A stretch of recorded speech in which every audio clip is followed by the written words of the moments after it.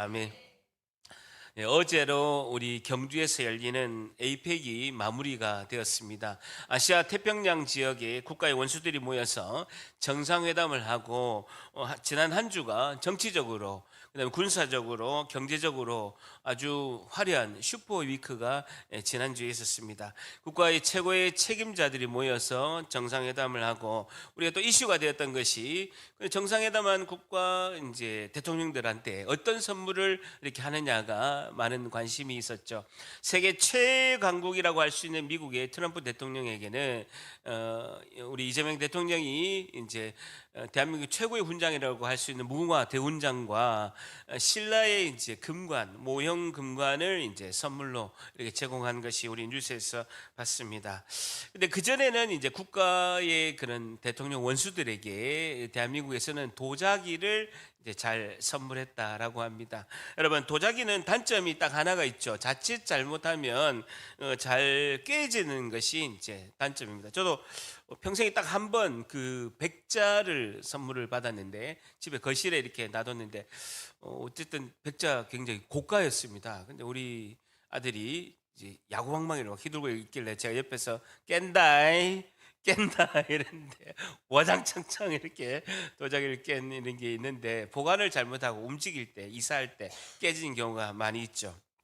여러분, 이 고가의 이제 청자 백자나 도자기가 깨지거나 부서졌을 때 일본에서는 전통적인 수리 방법이 있습니다. 그것을 킨츠기라는 기법이 있습니다. 킨츠기라는 기법은 어떤 기법이냐면요, 깨진 도자기를 이렇게 깨진 그대로에다가 오칠을 해서 이렇게 붙입니다. 먼저 오칠을 해가지고 정교하게 이렇게 붙이고 난 다음에는 그 자리에다가 금과 은과 백금을 이제 잘 섞어서 그 이음매를 이렇게 칠하는, 금과 은으로 칠하는 전통적인 수리 기법이 킨츠기라는 이제 기법이 있죠. 이 킨츠기 수리 기법은 깨진 부분을 단순히 수리하는 것을 넘어서서 균열 간 부분에다가 금과 은과 백금을 더해서 이전보다도 훨씬, 깨지기 전보다도 훨씬 더 이제 아름답게 만드는 그런 도자기를 수리하는 공예 기법이 킨즈기 이제 기법이라고 이렇게 하고 있습니다. 여러분, 우리는 일반적으로 깨지거나 부서지면 그 가치가 현격하게 떨어집니다. 아예 가치가 없을 정도로, 금액이 이제 매기지 않을 정도로 깨진 도자기는 이제 가치로서 치지 않는 경우가 많이 있습니다. 그런데요, 킨즈기 기법으로 수리한 그 도자기와 그릇은요, 그 전에 깨지기 전에 도자기보다도 훨씬 더 비싼 거예요. 훨씬 더 비싸요. 훨씬 더. 어떤 거는요, 비싼 킨즈기 도자기는요, 깨지기 이전보다도 10배에서 몇십 배 되는, 그냥 수천만 원에서 억대가 넘는 킨즈기로 기법으로 도자기를 수리한 그것이 훨씬 더 고가인 경우가 상당히 많이 있다라고 합니다. 여러분, 우리도 마찬가지입니다. 우리는 죄와 사망으로 깨진 그런 도자기와 같은 존재가 우리였습니다. 죄와 사망이 우리가 도자기인데, 도자기와 같은 우리가 죄와 사망이 다 산산이 깨뜨린 거예요.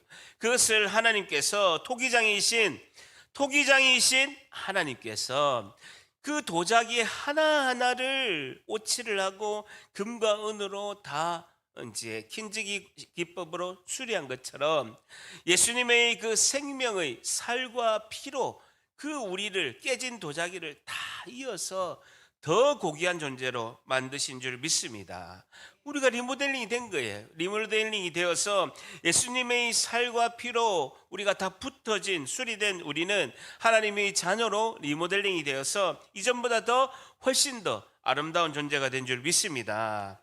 우리는 토기장이신 하나님의 은혜로 더 고귀하고 존귀한 존재로 거듭이 났는데, 오늘 본문의 말씀은 우리는 그럼 어떤 삶을 살아야 될 건가, 거듭난 우리는 어떤 삶을 살아야 되는가라는 것을 본문은 말씀하고 있습니다. 오늘 에베소서 5장 말씀을 통해서 오늘의 제목은요, 구원받은 성도는 어떤 삶을 살아야 할까요?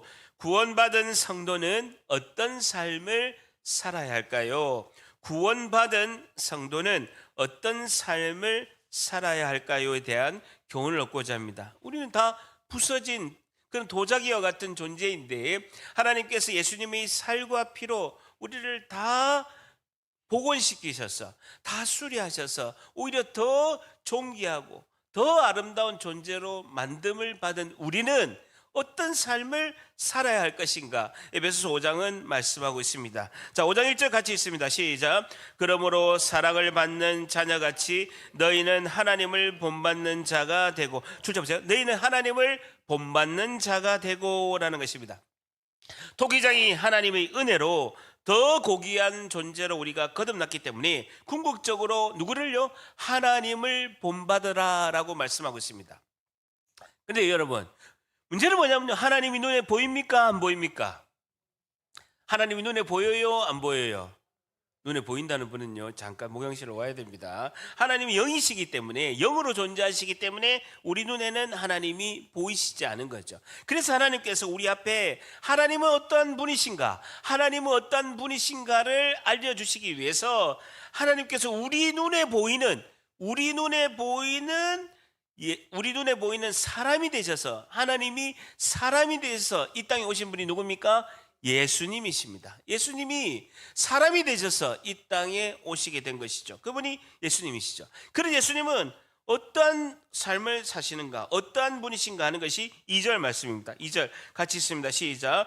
그리스도께서 너희를 사랑하신 것 같이 너희도 사랑 가운데서 행하라. 그는 우리를 위하여 자신을 버리사 향기로운 제물과 희생제물로 하나님께 드리셨느니라. 줄쳐 보세요. 그는 우리를 위하여, 우리 죄를 위하여 자신을 버리사 향기로운 제물과 희생제물로 하나님께 드리셨느니라 라고 말씀하고 있습니다. 예수님은 우리를 사랑하사 우리를 구원하시기 위해서, 우리의 죄값을 치르시기 위해서 십자가에서 예수님의 생명을 드리셨습니다 라고 말씀하고 있습니다. 그래서 우리는 이 예수님을 본받고 하나님을 본받기 위해서 하나님 이 땅에서 사람이 되셔서 오신 예수님을 본받는 것이 하나님을 본받는 것이고, 예수님을 본받기 위해서 우리 가족과 이웃을 구원을 위해서 예수님과 같이 자기 희생적인 삶을 우리가 살아야 된다는 거죠. 이 땅에 교회가 희망인데, 교회가 희망이 되려면 우리가 예수님처럼 좀 더 희생적인 삶을 살아야 한다라는 것이죠. 오늘 첫 번째요, 구원받은 성도는 어떤 삶을 살아야 할까요? 오늘 첫 번째, 자기 희생의 삶을 살아야 합니다라는 것이죠. 자기 희생의 삶을 살아야 합니다. 구원받은 성도는 어떤 삶을 살아야 할까요? 자기 희생의 삶을 살아야 합니다라는 것이죠. 2절 한번 더 보세요. 그리스도께서, 예수님께서 너희를 사랑한 것 같이 너희도 사랑 가운데 행해라라는 겁니다. 예수님이 우리를 사랑한 것 같이 그 예수님의 사랑 가운데 우리도 실천해라. 그는 우리를 위하여 자기 자신의 생명을 버리시고 자기 자신의 생명을 우리에게 내어주셔서 우리에게 하나님의 향기로운 제물과 희생제물로 하나님께 드리심으로 죄 문제를 하고 우리를 예수님께서 십자가에 죽으심으로 죄값을 치르심으로 우리가 구원을 받았다라는 것입니다. 자, 그렇다면요, 우리가 어떻게 하면 예수님처럼 자기 희생적인 삶을 살 수 있을까요? 라는 것이죠. 잘 보세요. 그러면 지금 자기 희생적인 삶을 살아야 되는데 우리가 예수님처럼 어떻게 하면 자기 희생적인 삶을 살 수 있느냐라는 것이죠. 어떻게 하면 우리가 자기 희생적인 삶을 살 수 있을까요? 라는 거죠. 우리가 평소에 이웃에게, 우리 주변 사람들에게 배려하고 사랑하는 것은, 삶은요, 계속 훈련하고 연습을 해야 됩니다. 계속 훈련하고 연습을 해야 우리가 주변 사람들에게 배려하고 사랑하는 것을 우리가 연습하고 훈련을 해야 된다라는 것이죠. 여러분, 우리는 존재적인 죄인으로 태어났기 때문에 우리의 타고난 죄성은요, 이기적입니다. 사람은요, 원래 이기적입니다. 우리 애기들 어릴 때 뭐라 합니까? 내 건데. 항상 내 건데 하고 이렇게 자기를 이렇게 하잖아요. 그러니까 아기들은 보면 본성대로 살잖아요. 거짓말하고 두 가지. 내가 안 했는데 내 건데. 그 본성적으로 거짓말하고 본성적으로 자기 것을 챙기려는 이기적인, 그것이 이제 우리의 본성이라고 할 수가 있는 거죠.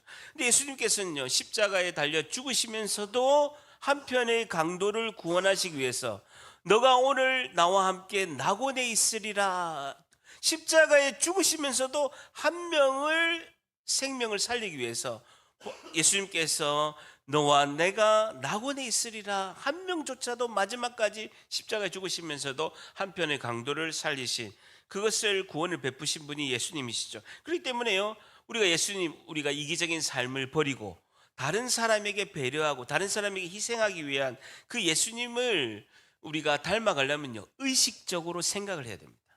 우리의 본성은 이기적이기 때문에 예수님과 반대의 삶을 사게끔 세팅이 돼 있어요. 그러니까 의식적으로 우리가 훈련하고 연습하고 노력하지 않으면 그게 쉽게 되지 않는다라는 거죠. 그래서 항상 어떤 상황이 되면 예수님이라면 어떻게 하셨을까? 나는 막 화가 나고 막 불이 나고 막 내 생각대로 막 내 뜻대로 하려고 하는데 그때 딱 멈추는 거죠. 연습하고 훈련해야 돼. 아, 예수님이라면 어떻게 하셨을까라고 늘 생각해야 된다는. 그렇게 되면 내 삶이 조금씩 희생적인 삶으로 변화되어 간다라는 것입니다. 예수님께서 그때 우리에게 주시는 선물은요, 하늘로부터 내려주시는 기쁨의 은혜를 주실 줄 믿습니다. 그런데 이런 생각합니다. 아, 우리 목사님 답답해. 대화가 안 돼. 이런 생각이 들죠. 내가 자기 희생적인 삶을 살다 보면요, 상대방도 내한테 그렇게 해줘야 되잖아요. 목사님, 내가 자꾸 희생적인 그런 삶을 살고 배려하고 내가 이렇게 했는데 자꾸 내만 이용해 먹잖아요. 그런 일이 있어요? 있죠. 많죠. 내가 희생하고 배려하고 자기 희생적인 삶을 살고 예수님 닮아가고, 그래 어떻게 뭐 내가 유익함이 나한테 이익이 하나도 없어도 한 분 전도하기 위해서 내가 엄청 애를 쓰는 거예요. 그럼 상대방이 반응을 보여야 되잖아요. 상대방도 그러면 또 배려해주고 이렇게 해야 되는데, 오히려 희생적이고 예수님의 사랑을 실천하다 보면요, 오히려 이용하는 경우가 많이 있어요. 그리고 상처를 많이 줘. 나한테 상처를 엄청 많이 준다는 거예요. 희생적인 인간관계를 하게 되면 그 사람은 오히려 나를 더 이용하고 나한테 더 일도 많이 시키고 나를 부려먹고 나를 이용하는 경우가 너무 많다. 그러면 내 마음에 상처가 많아요? 많지. 그럼 어떻게 해야 되는 거예요? 아니, 예수님의 삶을 따라가라 해가지고 그 말씀을 실천해서 희생적인 삶을 살려고 하다 보니까 실천했어. 근데 상대방이 오히려 나를 이용하고 더 나한테 막 해코지 하려고 하고 더 나한테 상처를 주는 경우가 많이 있다라는 거예요. 그럼 어떻게 해야 되는 거예요? 난감하네. 말씀을 실천하려니까 상처받고 또 안 하려고 하니까 좀 마음이 답답하고, 그런 경우가 우리의 현실이라는 겁니다. 여러분, 이런 말이 있습니다. 상처가 별이 되다. 한번 저를 따라합니다. 상처가 별이 되다. 서양의 격언인데요, 상처가 별이 되다. Scars into stars. 발음 괜찮습니까? 연습 안 했습니다. 어제 피곤한데 100번 했습니다. 새벽 1시에 Scars into stars. 어제 엄청 연습 많이 했습니다. 여러분, 하나님의 사랑을 실천하다 보면 우리가 받은 상처는 하나님의 영광의 상처고 하나님 주시는 훈장이 될 줄 믿습니다. 우리가 받은 그 상처, 그 별이 된 상처, 영광의 상처는 내가 입고 그것을 극복하게 되게 되면, 내가 상처 입은 사람을 진정으로, 내가 상처를 받고 하나님의 은혜로 극복하면요, 상처받은 사람을 보면 내가 잘 이해하는 거예요. 굉장히 이해가 잘 되는 거예요. 내가 상처를 많이 받았기 때문에 그걸 잘 하나님의 은혜로 극복하면 잘 이해할 수 있다는 거예요. 두 번째, 우리는 진정한 상처를 치유할 수 있도록, 내가 치유를 받았기 때문에 상처를 치유받을 수 있도록 도와줄 수 있는 그 길도 알고 도와줄 수 있는 자격을 우리가 가지고 있다는 거예요. 한번 저를 보세요. 저도요, 여러분처럼, 우리 성도분처럼 신입사원부터 23년 동안 직장생활을 했습니다. 그 직장생활이 얼마나 힘든 걸 너무나 잘 알아요. 윗분들한테 상처받고 자기가 잘못해놓고 내한테 다 뒤집어 씌우고, 자기 어디 위에 임원들한테 욕 들으면 내한테 화풀이하고 막 이걸 막 수도 없이 23년 동안 직장생활하면서 다 겪은 거예요. 근데요, 그런 와중에도 신앙생활을 유지하려고 부단히 노력을 한 거예요. 믿음을 유지하려고 무단히 노력하고 자기 희생적인 삶을 살기 위해서 상처받더라도 너무나 노력을 해본 거예요. 그렇게 해보니까 영적 전쟁을 승리하기 위해서 상처받은 우리 성도분들을 어떻게 하면 치유할 수 있을까? 이렇게 제가 가이드할 수 있는 목사까지 된 거예요.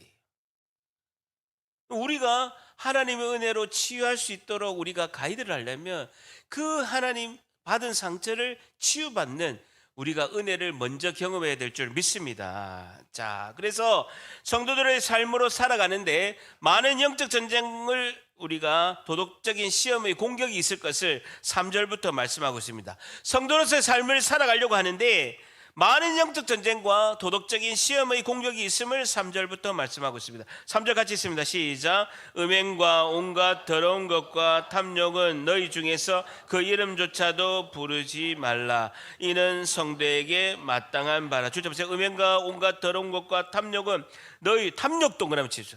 탐욕은 너희 중에서 이름조차 부르지 말라라는 것입니다. 사람이 도덕적으로 실패하는 이유가 있는데 그것은 자신의 탐욕 때문이다. 자신의 욕망 때문이라고 성경은 말씀하고 있습니다. 사람이 도덕적으로 실패하고 넘어지는 이유가 핵심이 뭐냐면요, 자신의 탐욕 때문이라는 거예요. 자신의 욕망 때문이라는 것입니다. 자기가 욕망을 제어하지 못하고 다스리지 못할 때 도덕적으로 무너진다라고 3절은 말씀하고 있습니다. 음행 동그라미 쳐보세요. 가정의 울타리를 넘어가려는 욕망이 음행이죠. 가정의 울타리를 넘어가려고 하는 욕망이 음행이고, 온갖 더러운 것 줄자 보세요. 이것도 자신의 권력과 힘으로 남을 무너뜨리려고 하는 그 시도가 온갖 더러운 것입니다. 그러니까 자신의 권력과 힘이 있다고 해서 남을 무너뜨리려고 하는 과도한 시도가 더러움이라는 표현을 쓰고 있습니다. 그리고 탐욕, 계속해서 자신에게 주어진 환경에 만족할 줄 모르고 계속해서 욕심을 내는 것이 탐욕이다라고 에베소서 5장 3절은 말씀하고 있습니다.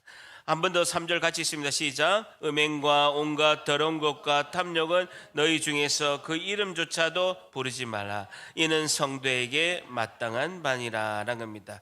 새로운 사도 바울은 새 사람이 된 우리 성도는 마땅히 이런 도덕적인 시험을 극복해야 된다라고 말씀하고 있습니다. 똑같은 말씀이 5절에 똑같이 반복하고 있습니다. 경고하고 있으면서 5절에 반복하고 있습니다. 너희는 정녕 이것을 알거니와 음행하는 자나 더러운 자나 탐하는 자 곧 우상 숭배자는 그리스도와 하나님 나라의 기업에서 하나님 나라에서 기업을 얻지 못하리니라고 말씀하고 있습니다. 탐욕하는 자, 음행과 온갖 더러운 것과 탐욕하는 자는 우상 숭배자이기 때문에 하나님 나라의 백성이 될 수 없다라고 말씀하고 있습니다. 오늘 두 번째, 구원받은 성도는 어떤 삶을 살아야 할까요? 두 번째, 자신의 욕망과 욕심을 다스려야 합니다라는 것이죠. 자신의 욕망과 욕심을 다스려야 합니다라는 것입니다. 자신의 욕망과 욕심을 다스려야 합니다라고 성경은 말씀하고 있습니다. 자신의 욕망, 욕심을 다스리면 도덕적인 시험을 극복할 수 있다라고 성경을 말씀하고 있습니다. 여러분, 성도가 음행과 더러운 것과 탐욕에 넘어지는 이유가 무엇일까요? 여러분, 3절의 말씀, 5절의 말씀처럼 음행과 더러운 것과 탐욕에 넘어지는 이유가 무엇입니까? 욕심, 욕망 때문에 그러는데 왜 자꾸 도덕적인 부분에서 승리하지 못하고 넘어지는 경우가 많이 있는데 왜 그러냐는 거예요. 알 것 같은데 목사님 물어보면 모르고, 안 물어보면 알 것 같은데 물어보면 잘 모르는 게 성경 말씀이죠. 저는요, 그냥 이렇게 사세요. 안 되는 거 알아요. 여러분, 들었고 문 나갔으면 옛날처럼 살잖아요. 근데 한번 지금 설교 시간이라도 예배 시간이라도 한번 고민해 보자는 거예요. 왜 우리는 성경에서 음행과 더러운 것과 탐욕에 넘어지지 마라, 도덕적인 부분에 있어서 승리해라 라고 하는데 우리는 왜 자꾸 넘어지냐는 거예요. 이유가 뭡니까? 이유는요, 단 하나입니다. 답은 하나입니다. 하나님 한 분으로 만족하지 못해서 그렇습니다. 하나님 한 분으로 만족하지 못하면 계속 욕심을 내는 거예요. 여러분, 음행은 우상숭배인데 음란한 행위만을 말하는 것이 아닙니다. 하나님보다 더 재밌고 하나님보다 더 중요한 것이 있으면 다 음행이다라고 말씀하고 있습니다. 음행은 우상숭배다. 음란한 행위만 음행이 아니에요. 하나님보다 더 재밌고 하나님보다 더 중요한 것은 다 음행이라고 말씀하고 있습니다. 여러분, 하나님을 영어로 뭐라고 합니까? 가시라고 하죠. 가스 스펠링이 어떻게 됩니까? god죠, god. 쉬워요, 쉬워요? 쉽죠. 요즘에 하늘을 찌르는 금은 영어로 뭐라고 합니까? 골드. 골드는 영어로 뭡니까? gold. god하고 gold하고 뭐 하나 차이 나요? L 하나 차이 나죠. 골드에서 L을 빼면요, god예요. L이 뭘까요? 밤새도록 어제 고민했어요. 골드에서 L을 빼면 god인데 금에서 L을 빼야 하나님 god를 바라보는데 L이 뭘까? 뭐라고요?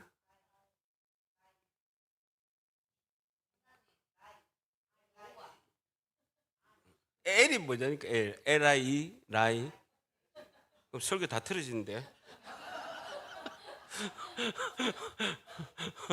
L이 뭘까? 밤새도록 아무것도 없어요. L이 뭘까? 골드에서 L을 빼면 god인데 금을 보고 L을 빼야 하나님을 바라보는데 L이 뭘까? 레이디.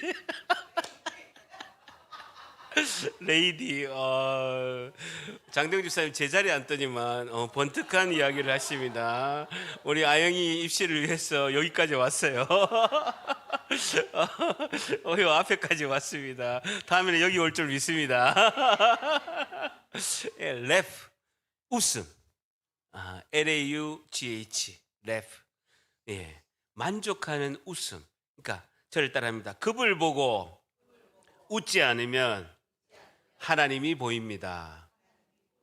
급을 보고 웃지 않으면 하나님이 보입니다. 하나님 한 분만이, 저를 따라합니다. 하나님 한 분만이 나의 만족입니다. 한 번 더, 하나님 한 분만이 기쁨입니다. 우리 인생에서 G.O.D, 하나님을 찾고 의지하는가, 골드를 찾는가는 결론이 너무 다르다라는 것입니다. 그럼 또 생각되죠. 우리 목사님 답답하네, 세상 물정 모르네 라고 생각할 수 있죠. 아유, 목사님 이왕이면 우리에게 골드도 있고 그리고 하나님 G.O.D도 있으면 좋잖아요. 맞아요, 맞아요. 맞아요, 맞아요.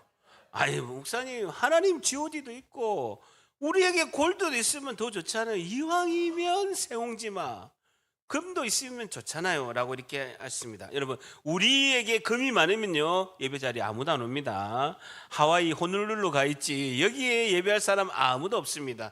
지난주에 페이스북에 제가 들어갔는데 우리 선배 목사님 페이스북에 이제 제가 한번 이렇게 들어가 본 거예요. 선배 목사님이 씁쓸한 소식을 이렇게 전한 거예요.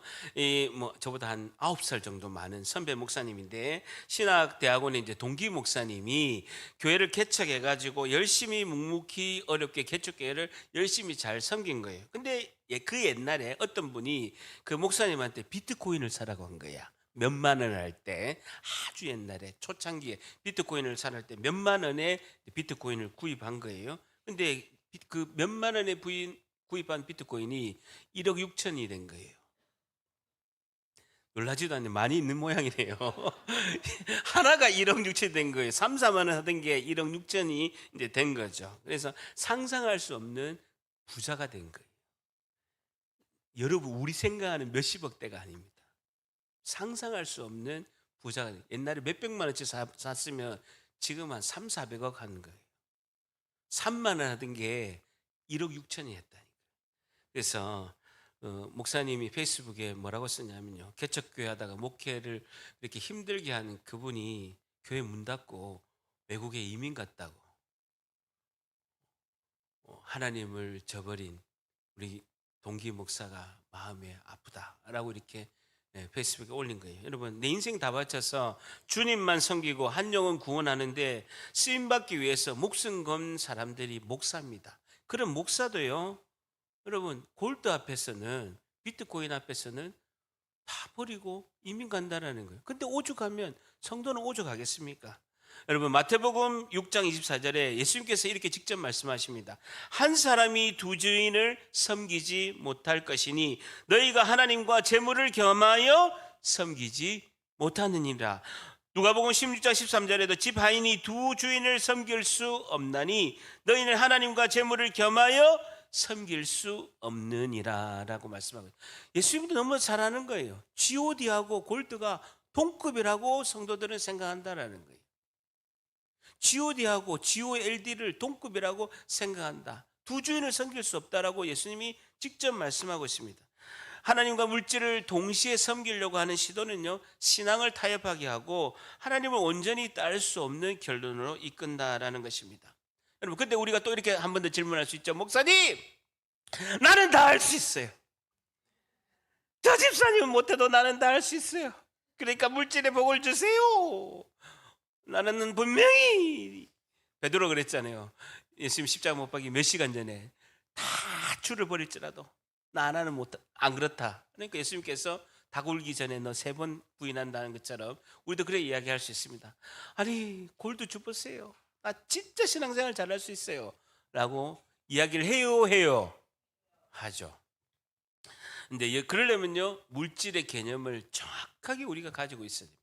여러분, 우리가 하나님 나라의 백성들은요, 물질에 대한 개념을 성경은 정확하게 이야기하고 있습니다. 물질은 소유가 아니다.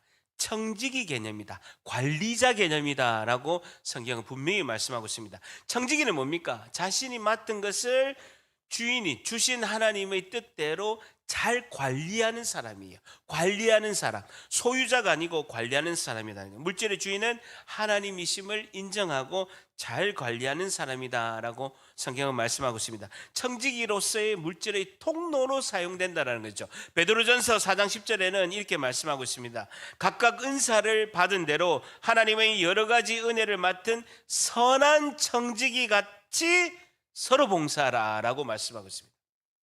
모든 소유와 은사는 하나님으로부터 왔음을 인정하고 그에 합당한 책임과 충성을 다해서 잘 관리하라라고 말씀하고 있습니다. 하나님이 주신 거기 때문에 물질은 잘 지혜롭게 관리하고 서로 섬기고 봉사하는데 청지기로서 잘 사용해라라고 이렇게 말씀하고 있습니다. 물질은요, 우리가 통로로 쓰임 받는 거예요. 청지기로, 관리자로 하나님께서 주신 대로 잘 우리가 이렇게 쓰임 받는 것입니다. 여러분, 예수님께서도 직접 이렇게 말씀하셨습니다. 마태복음 25장 20절에 보게 되면 5달란트를 받은 사람이 있다. 하나님께서 5달란트를 한번 줘본 거예요. 근데 관리를 너무 잘한 거야. 그래 5달란트를 남긴 거예요. 그 10달란트가 된 거예요. 그러니까 주님이 너무 기뻐가지고 마태복음 25장 21절에 그 주인이 이르되 잘하였도다 착하고 충성된 종아, 너가 적은 일에 충성하였으니 더 많이 주겠다라는 거예요. 더 많이 주겠다라는 것입니다. 그런데 반면에 마태복음 25장 26절에는요 1달란트를 줬는데 버들버들 떠는 거예요. 5달란트가 아니고 1달란트 조금 줬는데 버들버들 떨면서 이거 어떻게 손해보면 어떡할까 해가지고 땅에 묻은 거예요. 그래가지고 하나도 남긴 게 없는 거예요. 관리자를 못하는 거예요. 청지기를 하지 못하는 거예요. 그냥 소유 개념으로 거기서 막혀 있는 거예요. 그럴 때 마태복음 25장 20절에 예수님께서 이렇게 말씀하셨습니다. 주인이 대답하되 악하고 게으른 종아, 그거 다 10달란트 있는 사람한테 다시 줘라 라고 이렇게 말씀하는 것을 볼 수가 있습니다. 여러분, 물질은요, 여러분 굉장히 중요합니다. 물질은요, 우리가 통로로 쓰임 받으면요 하나님께서 부어주시는 은혜를 다 경험할 줄 믿습니다. 통로로 쓰임 받는 겁니다. 이걸 경험해야 되는 거예요. 여러분 사실 보세요. 사랑하는 성도 여러분, 처음에 교회 오면요, 처음 전도돼가지고 교회 오면요, 교회에서 2만 원 3만 원 헌금하는 것도 바들바들 이렇게 떨리는 거예요. 떨어요 떨리지. 엄청 떨립니다. 처음 교회 오면요 3만 하는 것도 30분 생각해야 돼. 아니 3시간 생각해야 돼. 3만 원 5만 원도 막 바들바들 떨리는 거예요. 그러다가 이제 막 은혜를 받아, 교회 다녀 은혜 받으면 성경에 이제 진리대로 하나님의 모든 것은, 물질은 하나님 것이니까 하나님이 모든 것은 하나님의 소유입니다. 하나님이 모든 것을 우리에게 주셔서 감사합니다 라고 해서 신앙 고백으로 이제 11조도 하죠. 그러다가 또 은혜를 받으면 교회에서 필요한 목적 헌금도 하고, 또 교회가 건축한다면 뭐 큰 헌금이 또 건축 헌금도 하기도 합니다. 그렇게 하나님께 드려도 퐁퐁 솟아나는, 여러분 샘물이 뭡니까? 샘물을 물을 계속 퍼서, 근데 또 산에 보면요 옹달샘에 보게 되면 샘물을 계속 퍼는데도 밑에서 퐁퐁퐁퐁 계속 물이 솟아오르는 거야. 그 옹달샘 샘 솟는 그 은혜를 경험하게 되면요, 내가 하나님의 청지기구나, 이렇게 교회를 위해서 하나님을 위해서 희생해도 하나님이 이렇게 부어주시는구나, 이것을 경험하게 되는 거죠. 여러분, 제가 25년 동안 기도해서 우리 동생 예수님 영접하고 부산에 있는 동생한테 제가 이야기를 했습니다. 좋은 교회 내가 소개해 줄 테니까 가까운 교회 가라, 포항이 머니까 가까운 교회 가라 라고 이렇게 하니까 이제 막 영접받고 막 이상하게 막 자기가 막 좀 은혜를 받은 거예요. 막 눈물도 흘리고, 내가 술 먹어도 이렇게 울지 않는데 왜 이렇게 눈물이 나지 하면서 막 하고 막 헛구역질도 나고 막 토하듯이 막 헛구역질도 하고 한 거예요. 내가 소주 10병 먹어도 오바이트 안 하는데 왜 이러지 하면서 막 은혜를 받은 거예요. 그래서 제가 교회를 가라, 교회를 내가 소개해 줄게 이렇게 하니까 첫 마디가 뭔지 압니까? 교회 가면 11조 해야 되나 꼭? 그 딱 첫 마디 물어보는 거예요. 교회 처음 오는 게 물질이 11조가 이렇게 벽이 크구나, 이걸 이렇게 새삼 깨달은 거죠. 그러니까 물질의 개념은요, 내가 청직이다, 하나님, 내가 소유자가 아니고 하나님이 주시는 것의 관리자다. 하나님이 잘 관리하면 5달란트 관리 잘하면 또 하나님이 주신다. 이걸 우리가 깊이 깨달으시길 바랍니다. 한 절 따라합니다. 선한 청지기로 봉사합시다. 한 번 더, 선한 청지기로 봉사합시다. 구원받은 성도는 어떤 삶을 살아야하는지 마지막으로 언어에 대해서 마지막으로 4절에 말씀하고 있습니다. 언어에 대해서 말씀하고 있습니다. 4절 같이 있습니다. 시작. 누추함과 어리석은 말이나 희롱의 말이 마땅치 아니하니 오히려 감사하는 말을. 줄쳐보세요. 오히려 감사하는 말을 하라. 줄쳐보세요. 여러분, 불신자와 성도의 가장 큰 차이가 감사의 언어라는 겁니다. 여러분, 감사의 언어가 이분이 성도인가 불신자인가 가장 구분하기 쉬운 것이요, 감사의 언어라는 겁니다. 여러분, 예수님을 믿는 성도가 가장 큰 미덕이 뭐냐면요, 감사와 용서입니다. 여러분, 예수님을 믿지 않는 사람은요, 감사하기가 너무 힘들고요, 용서하기가 너무 힘든 거예요. 근데 교회를 다니고 예수님을 믿는 사람들은요, 성도들은요, 감사와 용서의 미덕이 있다라는 것입니다. 말이 씨가 된다라는 말을 우리가 너무나 잘 알고 있습니다. 마음은요, 생각을 담는 그릇이고 그 생각을 표현하는 것이 말이라는 것입니다. 다시요. 마음은 생각을 담는 그릇이고 그 마음의 생각을 표현하는 것이 말이라는 것입니다. 여러분, 성도의 언어는요, 하나님께 감사, 이웃과 우리 교회 공동체에게, 성도에게 감사하는 언어가 늘 나온다라는 것이죠. 예수님께서도 기도문에 보게 되면요, 계속 감사의 이야기가 있게 됩니다. 마태복음 11장 25절에 보게 돼도요, 예수님께서 기도문에 그때 예수께서 대답하여 이르시되 천지의 주제이신 아버지여, 이것을 지혜롭고 슬기로 있는 자들에게 숨기시고 어린아이들에게 나타내심이 감사하나이다. 기도문에도 보면요, 예수님도 하나님께 감사하나이다 라고 말씀하고 있습니다. 죽은 나사로를 예수님께서 살리실 때 죽은 지 나흘이나 돼서, 장사 지낸 지 나흘이나 된 그 무덤 앞에서 예수님께서 죽은 나사로를 살리실 때 이렇게 기도했습니다. 돌을 옮겨 놓으니 예수께서 눈을 들어 우러러 보시고 이르시되 아버지여, 하나님 아버지여, 내 말을 들으신 것을 감사하나이다 라고 말씀하고 있습니다. 그리고 십자가에 못 박히시기 몇 시간 전에 최후의 만찬을 하실 때 마태복음 26장 27절에도 또 잔을 가지고 감사 기도하시고 그들에게 주시며 이르시되 너희가 다 이것을 마시라. 잔을 가지고 제자들에게 나눠줄 때도 감사기도, 하나님께 감사기도 했다라는 것입니다. 예수님도, 예수님의 제자인 우리도 우리 입술에는 늘 감사가 흘러 넘쳐야 될 줄 믿습니다. 감사의 언어를 사라지면요, 4절에 보세요. 감사의 언어가 사라지면 4절을 보게 되면요, 누추함 동그랗게 쳐보세요. 헬라어를 찾아보니까, 오늘 찾아보니까 아이스크로테스라고 해서 부끄러운 말, 더러운 말이라고 이렇게 원어에는 그렇게 해석하고 있습니다.